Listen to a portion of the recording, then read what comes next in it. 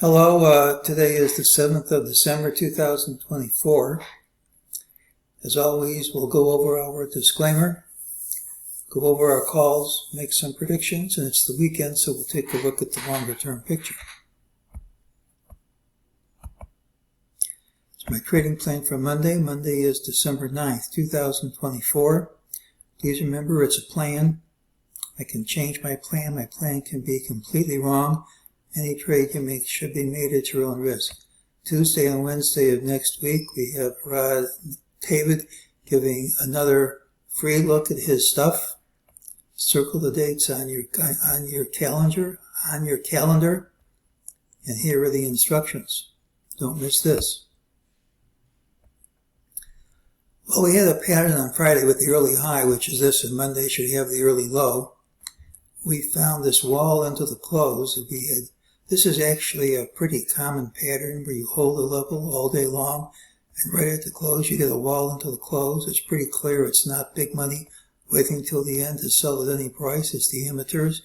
The amateurs aren't always wrong, but when they are wrong, they get punished immediately by gapping and taking out this eye, which was a possibility that we outlined. Now, I don't get complete credit for that because there was an economic report coming out, and I don't risk money when those reports come out. It's just not worth it for me.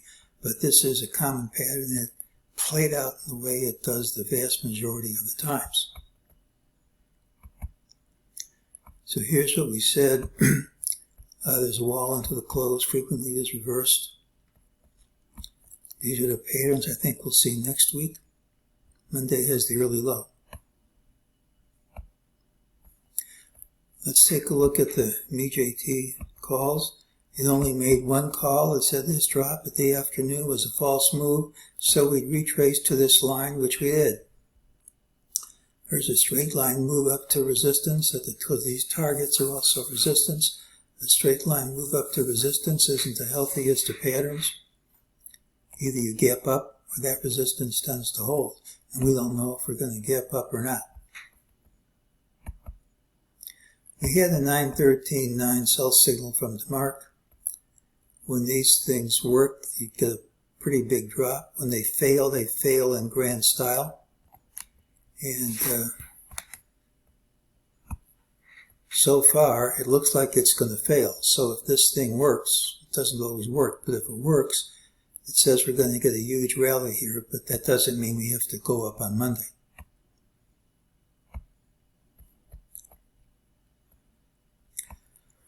Well, the count here hasn't been completely clear to me, but I have a count that works if, and that's underlined the word if. We drop pretty much right from the open on Monday. And if we do, I have a plan, and if we don't, I don't have to risk any money on it.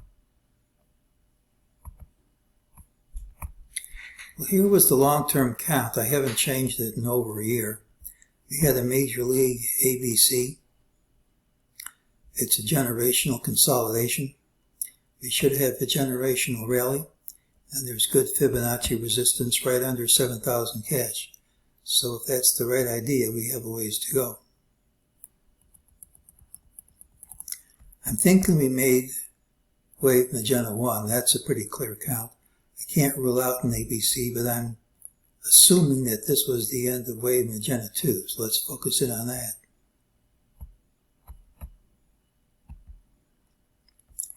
So if that's 1 and that's 2 with good fibs, the likely possibility is we're having magenta 3, a third wave up, and you have to find a way to count it. Now it doesn't have to be. This could be, still could be a 3-wave pattern.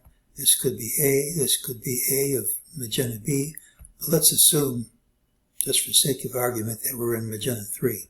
You have to find some way to count it. So let's start from here.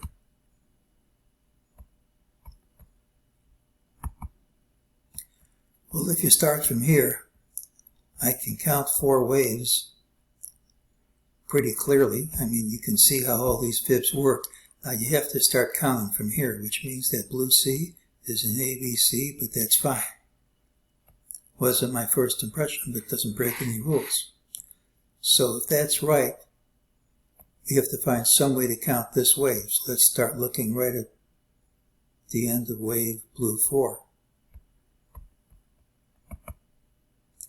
Well, if that's the end of 4, I guess I made that in green here. I'm just going to have to forgive me. So you can count 5 waves up here. You can count wave 2, another 5 waves up for 3 with good fibs, 3 waves down for 4. All these fibs work.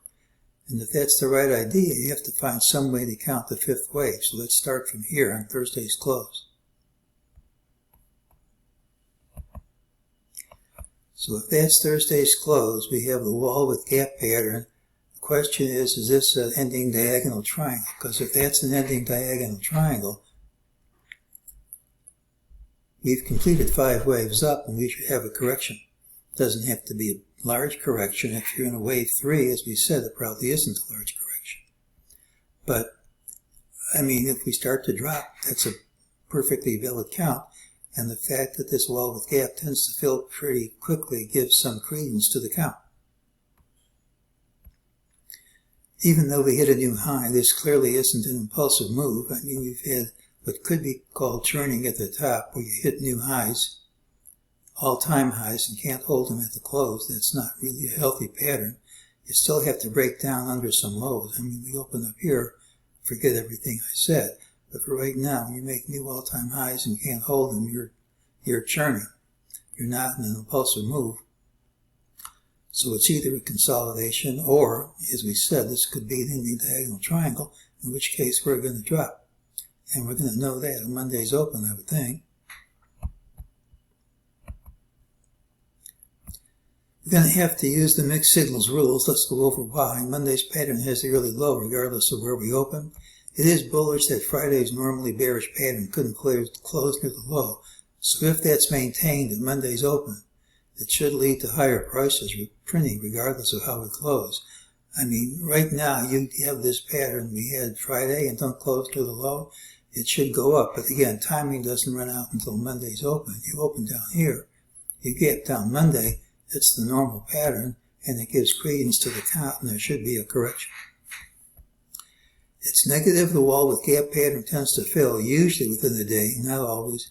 Recent prints are compatible with churning at the top as moves to new highs are not holding at the close, and the rally no longer looks impulsive as prices are overlapping. It should say prices, not pricing. Okay, I'm forgiving myself for that. So if the wave count is correct, we should move down pretty much right from the open. After a pullback, which need not be a severe pullback. I mean, if we're in the third wave, it probably won't be. The rally should continue, possibly in a wave 3 of multiple degree. It's not set in stone yet because the count can still change, but it's a valid count for now. If you gap up smartly, it kills the idea before the open.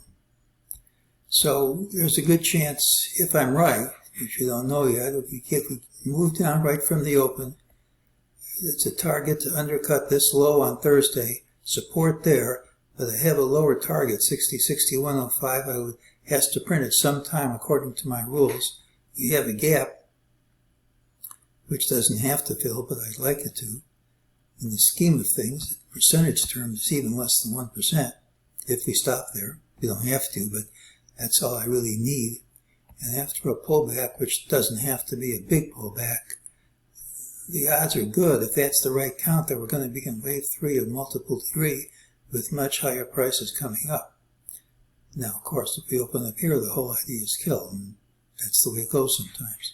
But for right now, there's a clear plan. If we drop right from the open, a pullback, probably a modest pullback, and then off to the races higher. It's the pattern with the early low. We'll have to see how we open, and that's today's call.